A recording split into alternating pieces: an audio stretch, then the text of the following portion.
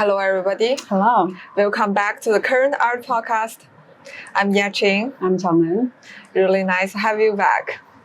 So, what is social anxiety? What do you think is social anxiety? Social anxiety is what I have. It's that simple. My life with the social anxiety. I can't really handle my heartbeat, my thoughts, my body, hold my bloodstream front of group.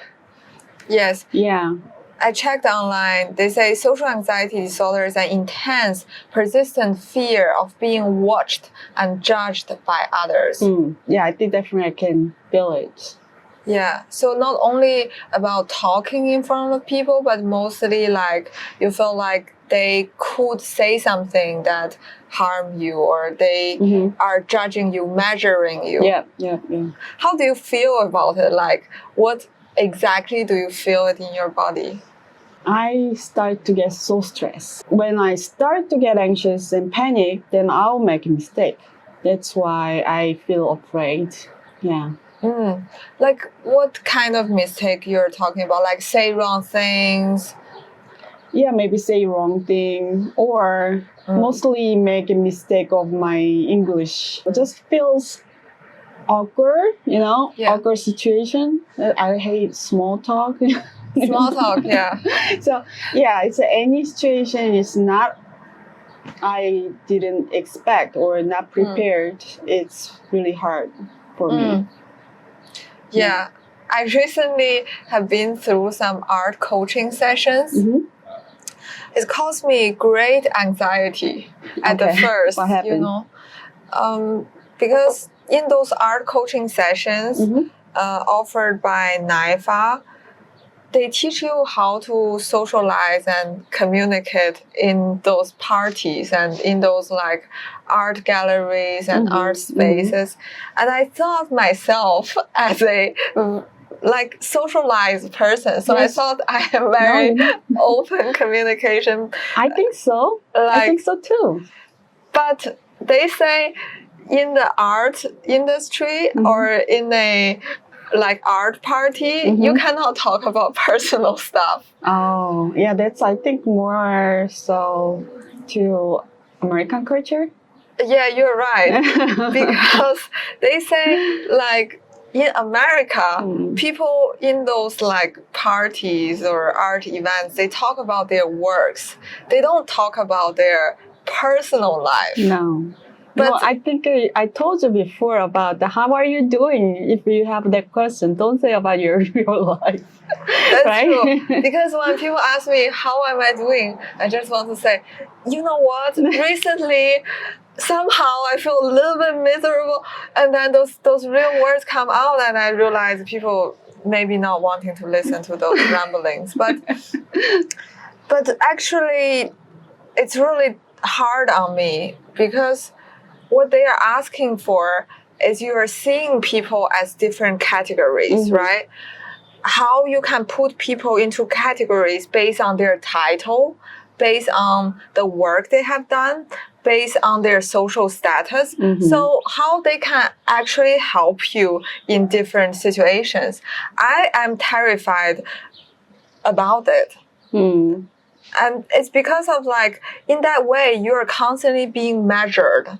You are measuring other people, but in return, other people also measuring you. Like if you are valuable in some situations in the art world, and I felt a little bit like scared of that. Well, yeah, it's said to be true, but yeah, think about where you're going. You're working for your connection and for career, so don't expect they're gonna be warm with their full of heart. Don't expect they will measure you. Yes. Yeah, but I feel like that became an object. So the fear is the base, like the bottom of negative thoughts. Fear is interesting. I can talk about fear. I have fear all the time. I'm afraid of the things all the time. Yeah. Tell me. Which category you were talking about? Which is the most big fear right now? I think it's not be able to survive financially independent by myself, I think. Because I always have some sort of like fundings or always have parental support. And even though I worked before in Europe, but they are more like projects, like freelance jobs. So I have never had a 9 to 6 job. I never had a monthly paid salary. It was unstable. So I am a little bit afraid of this instability. That's the nervous. You're nervous when you're hoping it's not too long, right? I think I share the same ambition as the artist we are going to introduce today, and her name is Yayoi Kusama. She is a Japanese artist born in 1929. She does painting, performance, video arts, fashion, poetry, fiction, and other arts. And then she is extremely famous of drawing the polka dots. She caught my attention last year, 2023, when Louis Vuitton invited her to collaborate. So in Paris, in Louis Vuitton quarters, like there's a huge life-size Kusama hanging from the rooftop with a paintbrush. So this polka dots has been attached to the buildings. So Louis Vuitton transformed this identity to a like commercial advertisement for their brand. And it's very exaggerating. Yeah, they even use the dots to their bags. She's been working with Louis Vuitton for a long time. Yes. Yeah. And she has been considered a top-selling artist, female artist, and the world's most successful living artist because this year she is 95 years old. Yes. She sells a lot of her work as well. It's not just collaboration with Louis Vuitton. But she's in the hospital. She gets all that money herself? This I don't know, but that's true. Since 1970, she has been resided in the Mental Health Institute. She is always very fashionable. Like she's wearing like this bright wig, bright colored wig, and then she's always wearing this loose and baggy dress with the big dots on it. And she is very iconic. When you saw like a pumpkin with the dots, you know this is. Yeah, now she has like a banged hair, like a front hair, and then like red, kind of like what is it called? What is it? Short hair. Yeah, short straight hair. Well, you had this similar style when I met you first time, like a short hair. It was very cute. She still has a bang. Yes. But it was long hair, and then she had a skinny, kind of like looks like a ladybug hero. Ladybug hero. I don't know if it's related, but yeah, she's very iconic. Yeah, I agree with that. Yeah. And her childhood experience also very interesting. She wasn't being encouraged to be an artist. No. Yeah. Because it's very traditional mind of their parents. It's like woman, the lady has to go, marry, have family, that kind of thing. Yeah. And then her mom did something extremely crazy to her. Her mom would often send her to spy on her father's extramarital affairs. So her father has lovers. So her mom would ask her to go to see it, to go to spy on them. Yeah, even like some kids accidentally see their parents' intimacy will get traumatized them. But if she saw her father's other affair, how terrible is that? Have you ever seen? No, I didn't. But sex life. No, I didn't see my parents. I saw it. Oh my goodness. Was it traumatized? Well, was quite traumatized because I was on the same bed. All right. It's Sorry, so crazy. Mom. It's so crazy. crazy. When I was young, You should leave, Mom. and you know what? Like, What year? maybe when I was in primary school. Like very early. Very early, Yeah, but yeah. I still don't even remember. know what is sex at that time. Yeah. All right. So yeah, parents have to be careful. I think they are not even trying to be careful because we are on the same bed and we don't sleep on the same bed every single night. So one of the days, which I have to sleep on their bed, they have sex in front of me and it's so loud. All right. Yeah. And it's very traumatizing. I guess at the time I don't know what they are doing. Yeah, so that's what like when kids have the similar experience, they think father hits mother or something kind of fighting going on. Yes. Yes. And you know what did I do the second day? Like after I've seen it? What did you say? So I saw like my father was on the top, my mother is at the bottom. So I mimicked my father. Of course, not with like any sexual behavior. Just I like lied on the top of my mom. Okay. And then because I found it, I just don't know what they are doing. So I in my mind, I'm trying to make sense of things. Oh. Yes. Did your parents try to explain later, or just like, oh, yeah, changes that's not you're supposed to do it, or just ignore it? Yeah, I was just moving on top of my mom, and then she didn't explain anything to me. Just like, but like, she ignored. ignored. She ignored the fact that I might saw it in the night. Yeah.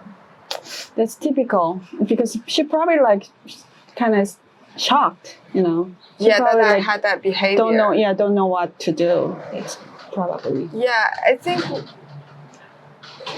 think like when people are making arts, they are trying to make sense of the things that they don't understand. They couldn't get a clarity from.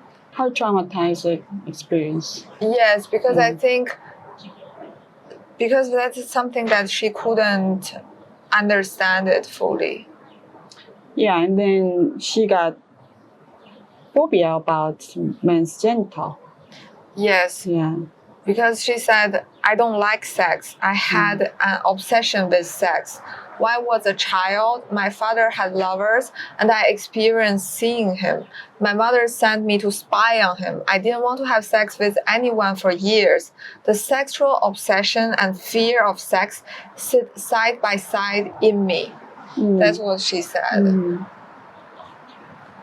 But it's really extreme if you think about that she actually have extreme phobia towards a very human, intimate, relationship.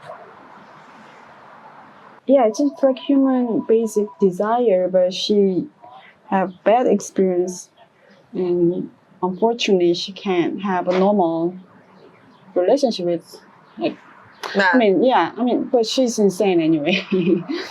I don't know that causes her insane, but she's probably sensitive than normal people. Always been. Yeah, I think intimacy is a huge part of like feel safe with other people. So if you don't feel safe with a very basic intimate activity, and I was just wondering, is that this part of the reason why she felt so much anxiety also? I think she has more than that.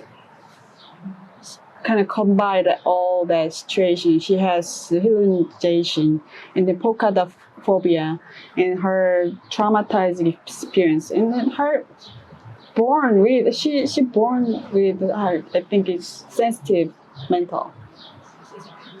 think she born with it, or do you think like her experience kind of sculpt her into a sensitive and anxious person, and then she kind of had to use art as a way to externalize those internal feeling and experience? It's combined. It definitely she if somebody has the same experience, Yes. like Yayoi has a very sensitive mental, but some people wouldn't take that serious. Mm. Maybe forget about it, or just or just accept it. Mm. Or maybe it's just kind of depression situation, but wouldn't be extremely illness like her. The mental it's not just like by experience, it's sculpting. You Yes. have the brain function. You're born with that. Your gene your gene made your brain's shape or function. So everyone born different look, right? Different height, different color, different. Yeah, it's the same thing. Brain is all different shape too. So. Do you experience anxiety more when you move to the United States? I always been sensitive. So it has nothing to do with moving to another country. It causes more sensitive. Yes, it kind of like trigger. Language is it became trigger after I immigrate. You're speaking English not perfectly, so you can't be a good position at work or whatever. Nobody's gonna listen to me. So that is like trigger point. Like always struggle with I'm not worthy enough. It's like you don't deserve a better situation. I'm afraid I'm being compared by people. Mm-hmm. Because I think I make a lot of efforts in different things. Mm-hmm. Like I always try my best to become a very good artist, and I always try my best also to become a good person. So that means I try to improve myself. How do I communicate with people? How do I say nice things so people likes me? How do I draw better, write better, speak better, have better ideas? So there's always a idealized version above me. So feels like I'm never enough. You never? No, why? Why you think that way? You're kind of like if you see your life story, you've been in the top school, you've been in, you have a model career, so you're looking is good, and then you've been supportive, and why you say that? You want to be a top. No. No, you want to be yes, winner? I do. I like win. I like winning. You wanna be winner all the time with others.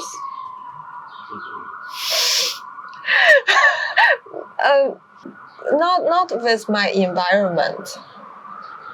Not really with my environment, but I remember when I was in Germany, first time I've seen Sasha Wald's dance theater performance. And then after I walk out of the theater, I was thinking in my mind, you know what? One day the world will name me after her. So that was also my ambition. I shared very similar ambition with Kusama when she was standing in front of the Empire State Building, and then she said, one day I'm going to conquer New York. And then I have the very similar thought. I will conquer the art world. So not really to compare with the people around me, like competing with my friends, not this kind of compete. The anxiety is normal for everyone. It's little bit of anxiety, or or strong anxiety like me, but I think the anxiety is not gonna ruin me. That I believe. Just like I am trying to figure out and then overcome my anxiety, and I get help from others and then therapy and things. I'm not really surrender. I think that Kusama also, she's trying to overcome her trauma and then her anxiety and her ease, everything. So I love her. I love her work, her personal, like her statements. So you can do it too. I mean, I think you're very confident, but nobody knows inside of you. Just so you know. Inside is like broken into pieces. I mean, nobody knows themselves. Don't expect other people will know about. Just you have to know yourself. Yeah. I know why I'm carrying that, and she know her fear, where it's come from. So you have to know your fear, where it come from, and then what it is. I think I'm sometimes confused because I think one of the fear is to know nothing about yourself. I think I'm in that category. Anyway, when she was 10 years old, she began to experience the vivid hallucination, which she has described as flashes of light, auras, and dense fields of dots. So Kusama started to drawing the dots on papers, on canvas, on furnitures, on pumpkins. And when she was 13 years old, she has been sent to a military factory where she was tasked with sewing and fabricating parachutes for the Japanese army that embroidered with the World War II. And then she realized she needs to discover what is personal freedom and what is creative freedom. Her work and her world, her experience has strongly connected with like personal trauma, but also political trauma, like the war. I think as a female artist, she was also experienced racism and sexism. She moved to New York when she was 27. And then in 1963, like two renowned male artists who exhibit something very similar, like after they saw what Kusama is exhibiting. They are Klaus Oldenburg and Andy Warhol, so extremely famous artist. Yeah, that's the pistol for her.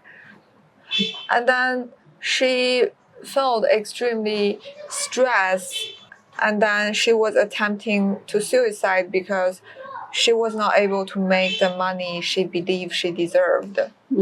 It's interesting when I look at her work, because just from what we discussed about, she was sculpting or drawing a completely opposite world than her experiences.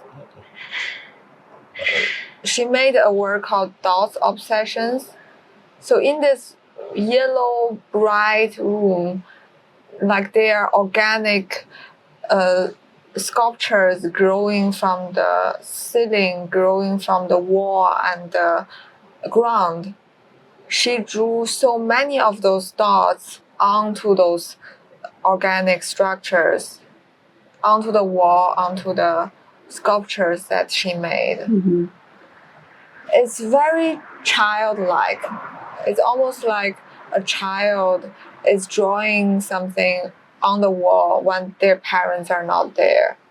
That is the opposite of she has been through. The world she created is overly simple and overly abstract. That's what she hoped. Yeah, I think you are right. I think she is creating a world that doesn't exist. The world without the complicated money power structure, the world without complicated interpersonal relationship and without trauma, and only the geometric shapes and bright colors and vibrant colors. I saw the documentary, the Marc Jacobs, actually. Marc Jacobs is the art director of the Louis Vuitton. The video was like almost 15 years ago. I Why think. do you like her work?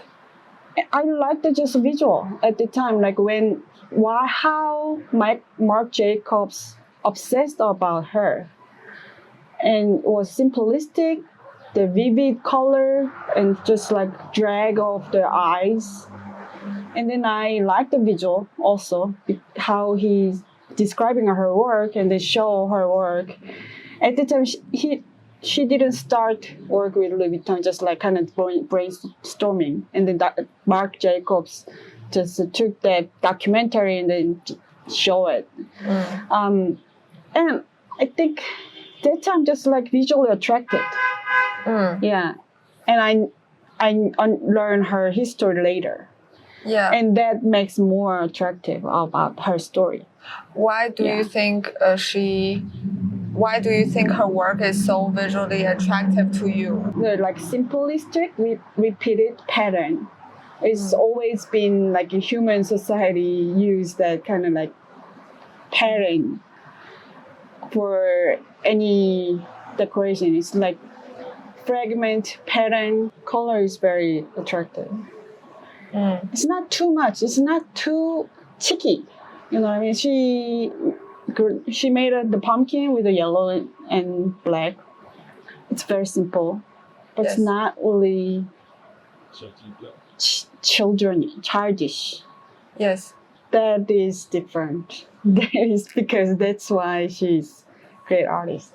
You want to make a simple artist, but it doesn't look like childish. Yeah. That's a very good conclusion.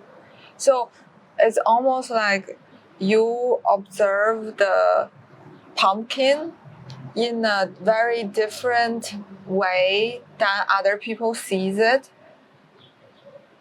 I think the artist has a very individual eyes. And then the way she sees the pumpkin is almost like a evil fruit. Yeah, it's scary. Yeah. And it's almost like that you can go inside of those pumpkins, like those little dots became a black hole. Yeah. Then you can really put your hands inside and then to discover the very unknown scenario, the unknown of a object. That is so much have to do with how we view an object and how we view our environment. Yeah, I think she has the microcosmic concept, right? It's that small dot is the world, the universe itself. That's I think she sees it. I think she doesn't want to draw it to express, to make other people understand. Just she sees it there. She sees that there is another universe. I think that's very interesting because that is almost go back to the things that we are saying at the very beginning. I think how we see things is decided how we express the things. Yeah. Her ability to view the universe as a dot is something to different her with all other beings, all other individuals. And I wonder if she ever wanting to express anxiety. I don't know if she wants to express fear. And then I feel like we couldn't just see fears as fears. So somehow we have to find another perspective to view the things. Yeah, you change. Right, the universe exists by your perspective. Yeah, but then as an artist, just by having the perspective or the very individual viewpoint seems not enough. But then you have to choose a very effective output that you have to output it to the world to communicate with the audiences. Yes. Let's talk about a little bit about fear because I think it's actually a very interesting topic. What do you do when you are afraid of something? Now I know how I control my fear. That's great. Yeah, and luckily I learned by meditating and breathing. Before when I didn't know how to control, I just melt down. I cried and complain others, and I couldn't find the reason through me. I always find the reason outside. What do you mean by meltdown? Meltdown means the body meltdown, like completely become saggy and then become soft on the ground, something like that? Mentally, physically meltdown. So mentally, meltdown is crying, like lack of energy and no desire, depression, right? Yes. And then physically, I don't have energy, just I couldn't get up. Yes. Just stay in the bed several days, several weeks, couldn't get up, maybe 2 months. It's interesting. When I'm afraid of anything, I got petrified. So I felt like I couldn't move. I felt like a cup is so heavy to lift, and then it's just my body could not coordinate very well. When you have the fear, you're asking about fear. Like I'm remembering about the greatest fear. At the time I was meltdown, but it's like small fear or something like shocked. Then yeah, I would just like stop that moment probably. So my question is, how do we not stop at that moment when we feel so anxious? Like we will feel anxious the whole time. There's fears always there behind your back. You always feeling challenged, or you always face challenges, and this will never going to change. No. It's just only way is change your mind, your perspective. I wonder why we are afraid of being judged. Like, why judgment are so harmful to us? Because why other people's words can actually hurt us? I wonder. My thought is my conclusion myself. Yes. Because I'm trying to find my value from others. That's why it was. I trying to find the value from outside, then you have to listen to others. But if you find the value in you, you don't have to listen to others. That's why we start the podcast.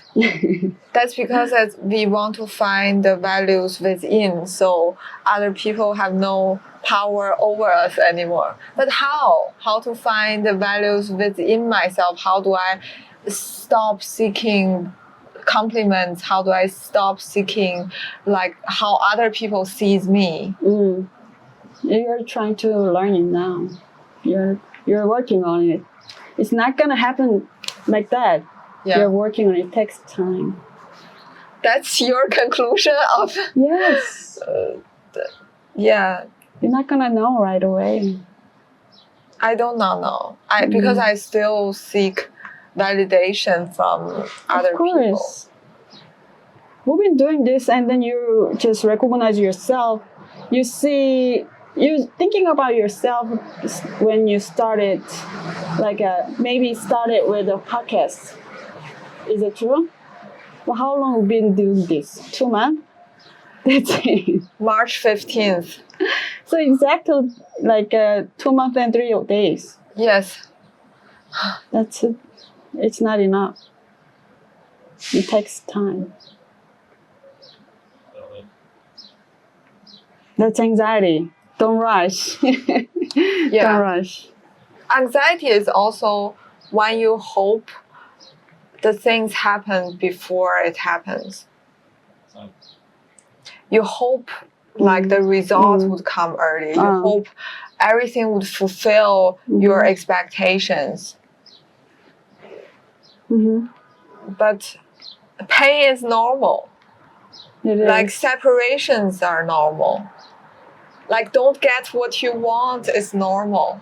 Like I think that's how and why we create things. Because from the existing material world, from some certain human connections, we could not find exactly what we wanted.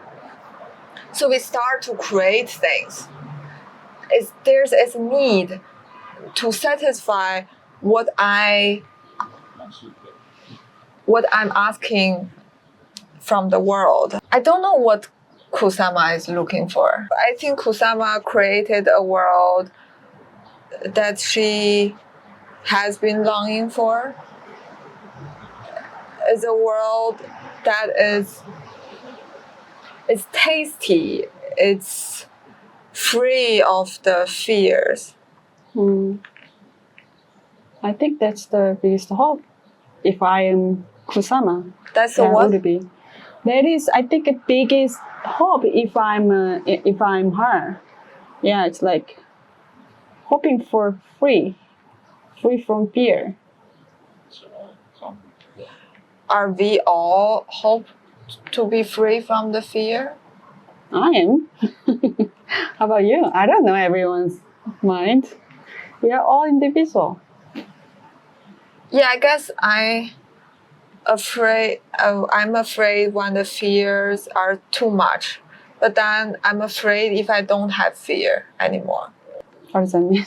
Like, if I don't have fear, I probably wouldn't care if I become an artist or not.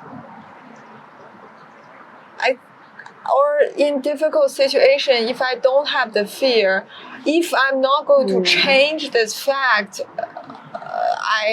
I couldn't exist. I couldn't survive. There's so many moments in our life we have been turned on to this survival mode. So that's why, and that's the motivation why we change ourselves. But I feel like we couldn't eliminate fear. So to think about fear doesn't exist. Fear of like being judged by others doesn't exist. It's an impossible thing.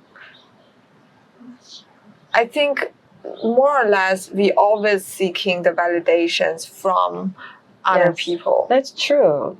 From the loved ones. How could we be ever free from that? It's just we can control our actions, or our actions was not our actions were not driven by our fears.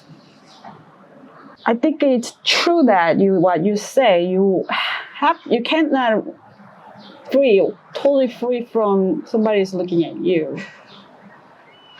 But you can change your perspective. That's my suggestion. You can change your perspective to not being fear, to look at other people's looking at you. I mean, I'm talking to myself.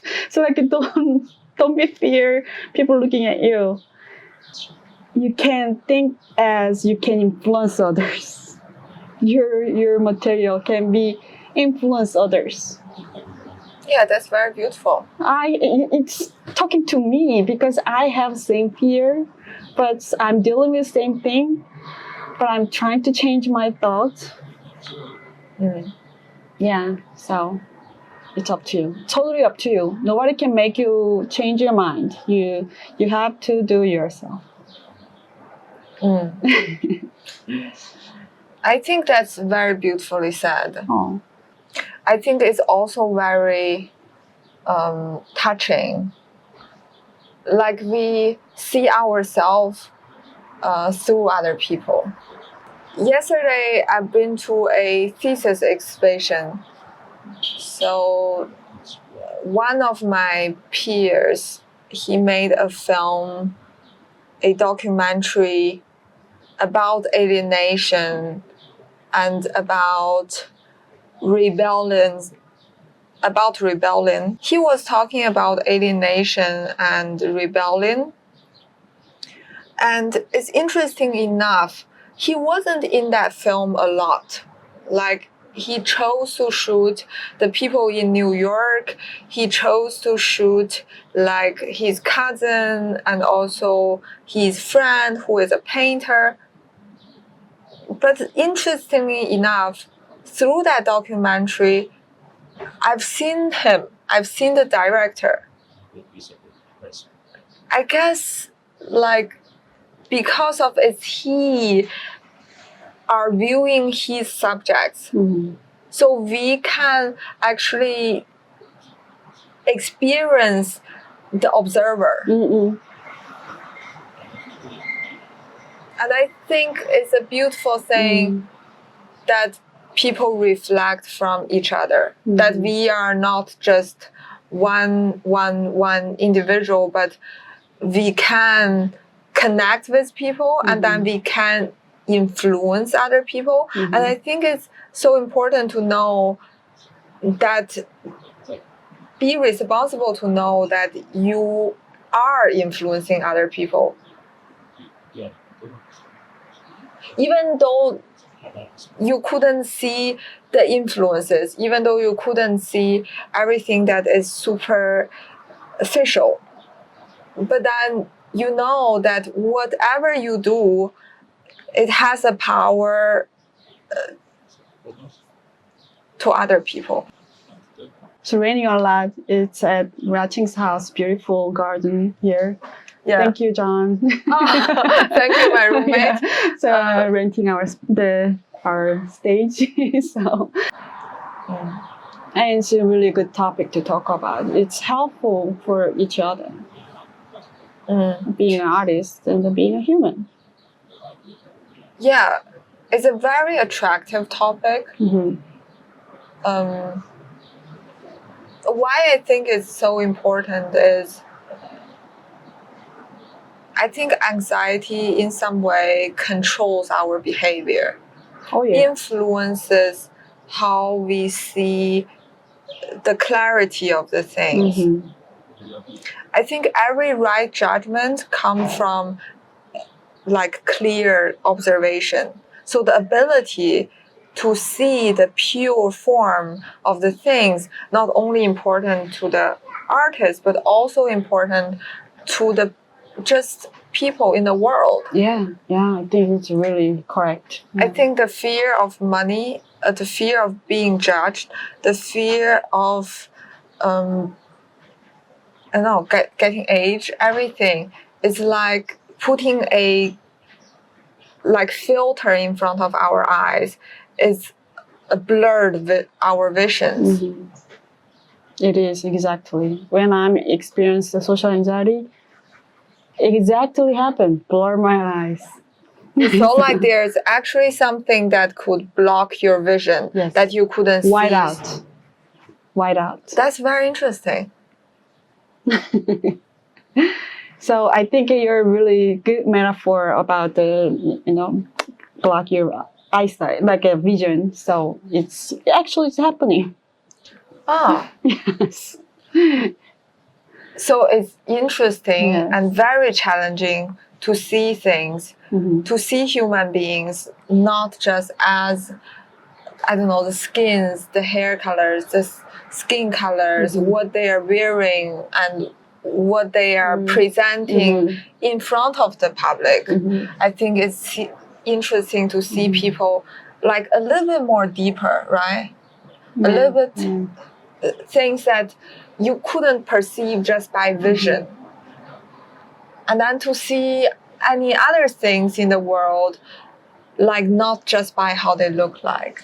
And that's very challenging, but very attractive. So we will keep talking about it. Yayoi. Yeah, Yayoi. Thank you so much for listening and watching. We will be available every Sunday, 10 a.m. We are available on YouTube Podcast, YouTube Music, Spotify, Apple Podcast, Pocket Podcast. Our Instagram is current.art.podcast. Thank you so much for watching and listening. See you next week. See you. Bye-bye. It's an interesting topic. Yeah, it was.